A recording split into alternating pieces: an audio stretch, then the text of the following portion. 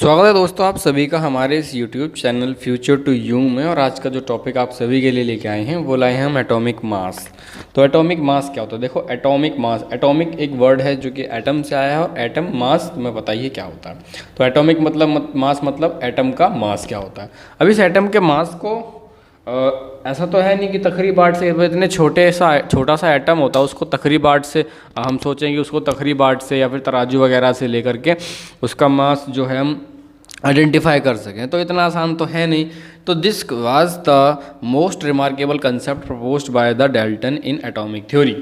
देखो, atomic theory में सब ये जो कंसेप्ट था एटॉमिक थ्योरी में ये डाल्टन ने बहुत ही अच्छा कंसेप्ट दिया था, जिसके मुताबिक according to him each element had characteristic atomic mass. इनके हिसाब से वो कहते थे कि हर एलिमेंट के पास में अपना खुद का एक अलग एटॉमिक मास होता है। Earlier atomic mass unit was abbreviated. देखो, पहले क्या होता था कि जो एटॉमिक मास यूनिट जो है इसको एब्रीविएट शॉर्ट फॉर्म में लिखते थे हम AMU, शॉर्ट फॉर्म में लिखते थे AMU। According to the latest, अब नई तरीके से नए जो गाइडलाइंस आई हैं, उन नई UPSC की जो नई गाइडलाइंस आई हैं उसके हिसाब से हम इसको U लिखते हैं। U का मतलब यूनिफाइड मास।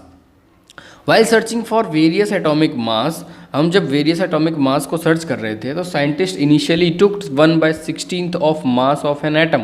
तो स्टार्टिंग में इनिशियली साइंटिस्ट ने क्या कहा कि जो ऑफ नेचुरली अकरिंग ऑक्सीजन, जो नेचुरली जो ऑक्सीजन होती है उसका 1/16वां हिस्सा जो होता है वो हम रख सकते हैं। तो while initially took 1/16 of mass of an atom, mass of an atom of naturally occurring oxygen as the unit. Mass of atom मतलब कोई भी ऑक्सीजन जो नेचुरली अकरिंग होता है उसका 1/16 पार्ट जो होता है मास का, वो हम किसी एटम के लिए रखते थे। ठीक है, इसके लिए हम बात करें कि देखो, अगर हमने पहले पता करा कि देखो 3 ग्राम कार्बन मिलके और 4 ग्राम ऑक्सीजन मिलके कार्बन मोनोऑक्साइड बनाता है, तो हम इसको कह सकते हैं कि 4/3 times the oxygen of mass. जो मास है कार्बन का वो क्या है, वो ऑक्सीजन का क्या, oxygen of mass of oxygen का मास क्या होगा, 4/3 टाइम होगा किसका, ऑक्सीजन का मास। इस तरीके से था। तो फिर और आगे जो लिखा हुआ आगे जो है कि सन 1961 में 1961 में universally accepted atomic mass unit, जब 1961 में यूनिवर्सली एक्सेप्ट हो गया कि कार्बन 12 जो आइसोटोप है उसको हम standard reference of measuring atomic mass का एटॉमिक मास को मेज़र करने के लिए हम कार्बन 12 जो आइसोटोप है उसको यूज़ कर सकते हैं। ये इन 1961 में एक्सेप्ट हो गया यूनिवर्सली, पूरे वर्ल्ड ग्लोबल लेवल पे इसको एक्सेप्ट करना शुरू कर दिया। तो अब इसके हिसाब से जो एटॉमिक मास की यूनिट, जो उसका फॉर्मूला, जो वो डेफिनेशन जो बनी वो बनी कि 1 एटॉमिक मास यूनिट, कोई एक एटॉमिक मास यूनिट क्या होती है कि इज अ मास, ये वो मास है जो कि is a mass unit equal to exactly 1/12 of the mass of an atom of carbon 12।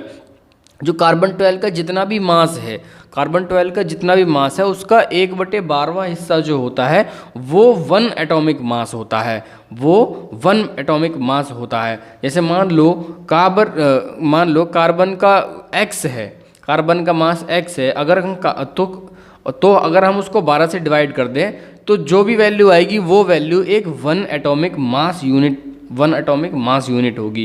Carbon 12 के एटम को 12 से डिवाइड कर देंगे तो जो वैल्यू आएगी वो 1 एटॉमिक मास यूनिट होगी। तो इसी हिसाब से जो the average mass of an atom, किसी भी एटम का एवरेज मास जो होता है वो क्या होता है कि the average mass of an atom as compare to 1/12 the mass of 1 carbon 12 atom. तो the average mass of the atom as compare to 1/12 the mass of 1 carbon atom. तो किसी भी एटम का एवरेज मास जो होता है वो 1/12 होता है, किसी भी कार्बन 12 एटम के 1/12 होता है। तो यही थी उसकी डेफिनेशन। देखो, डेफिनेशन 1 एटॉमिक मास की डेफिनेशन हो सकती है, 1 एटॉमिक मास की डेफिनेशन आप साफ बोल सकते हैं कि 1 atomic mass unit is a mass unit equal to exactly 1/12 of the mass of an atom of carbon 12। Carbon 12 का जो भी एटम होता है, जितना भी उसका मास होता है, उसका 1/12 पार्ट जो होता है वो 1 एटॉमिक मास होता है। तो आज की वीडियो में यही है। आगे मिलते हैं नेक्स्ट वीडियो के साथ में आपको अगले टॉपिक के साथ में। तब तक के लिए धन्यवाद, मिलते हैं नेक्स्ट वीडियो में।